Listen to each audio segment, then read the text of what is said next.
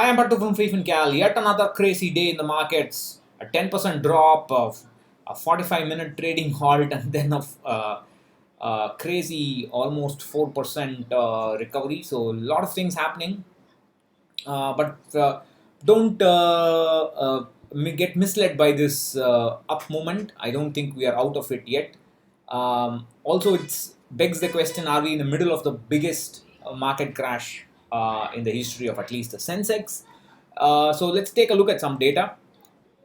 And this is the sequence of returns from February 20th, daily returns 20th, minus 0.37, minus 1.96%, minus 0.2%, minus 0.97, minus 0.36, minus 3.64, minus 0.4, 1.26, minus 0.55, 0.16, minus 2.3, minus 5.17, minus plus 0.18, minus 8.18, minus 9.43.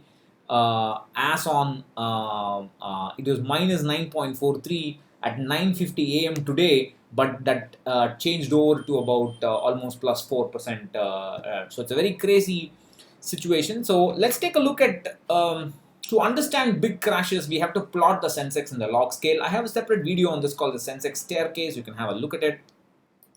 If you This is the Sensex plotted in the log scale. Let me just make it a little bit smaller.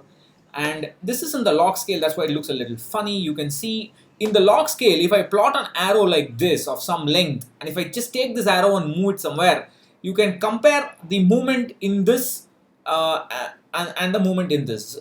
Both the movements, the up or down movements, would be the same. So this width that you see, the spacing has been made equal in the logarithmic scale, and you can easily compare past bear and bull market. So you can see the biggest falls are this one, which is the Harshad Mehta scam, the dot-com crisis, the 2008 housing crisis, and now you have this February-March 2020 fall in the market. So let's take a look and compare all the three.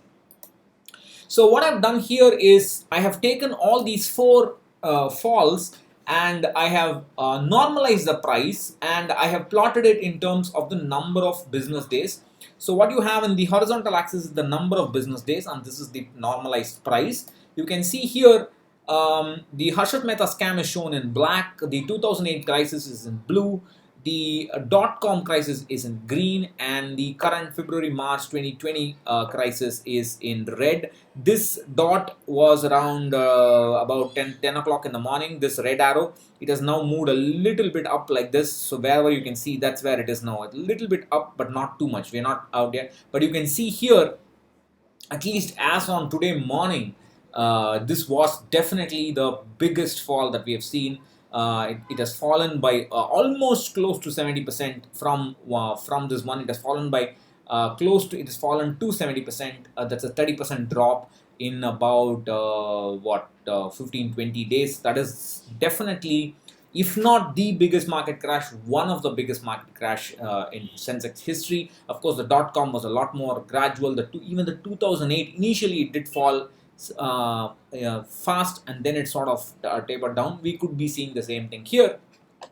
And you can also see that in the Harshad Mehta scam and the 2008 crash, the Sensex fell by 50% and almost 40% of its value. We don't know what's going to happen. It could recover all the way up, or it could go down. We just don't know. We will have to wait and see, but it's going to be a very curious time ahead. So it's going to be also, I had also written a post after this. I had talked about this intraday movements, and this is one of the biggest fluctuations in intraday prices of the Sensex and probably the Nifty. And one question I was asked yesterday is, how has this fall, which is related to an epidemic, how is it compared to past epidemics? And if you see that, I have tried to plot that here. I'm not sure how much if it is visible. Let me see. That's HIV/AIDS. This is the plague in India. This is the SARS outbreak. Then you have dengue outbreak in India, the chikungunya, the swine flu, H1N1, and then you have the Haiti cholera outbreak which spread outside, the MERS outbreak, the Ebola virus, the Indian swine flu, Ebola again, and then the measles, and now finally you have the coronavirus. And in the past situations, it has not been much of a significant influence on the market as it is now. Uh, uh, Probably it's because of the fear of recession and the failure of the businesses and so on. The numbers you see about the losses in the travel industry, the potential losses in the travel industry in the coming summer and so on, they're very, very scary. The situation in the hospitals is scary. Oh my God, it's very, very scary now. It's not time to think about profit or loss and think about self-preservation first of all. But that's it. That's how it is, and let's see how what next week holds.